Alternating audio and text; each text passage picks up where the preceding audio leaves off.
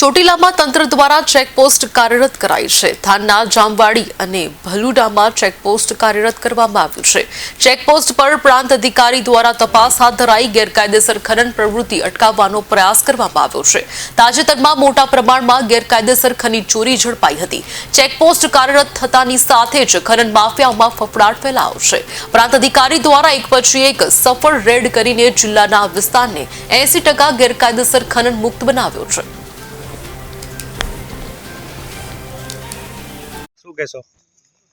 થાનગઢ તાલુકાના જામવાડી અને ભડુલા વિસ્તારમાં જે આજથી મહિના પહેલાં ખૂબ મોટા પ્રમાણની અંદર જે ગેરકાયદેસર કાર્બોસેલનું ખનન અને વહન થતું હતું તે સંપૂર્ણપણે બંધ કર્યું છે। આપણી સતત જે રેડ પાડી છે અને રેડ દરમિયાન જે પણ કાંઈ જથ્થો જપ્ત કરેલો હતો તમામ જથ્થો પણ આપણે મામલતદાર કચેરીએ ખસેડી દીધો છે।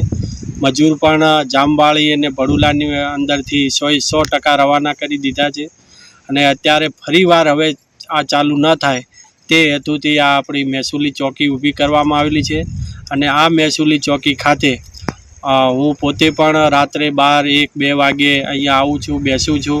મામલતદાર થાનગઢ પણ આવે છે, એમની ટીમ નાયબ મામલતદાર પણ આવે છે, અમારા પણ નાયબ કલેક્ટર પ્રાંત કચેરી ચોટીલીના પણ આવે છે, મામલતદાર ચોટીલા, આ બધા જ જે રાઉન્ડ ધ ક્લોક આ ચોકી ખાતે મહેસૂલી ચોકી ખાતે ફરજ બજાવે છે અને ચાંપતી નજર રાખે છે।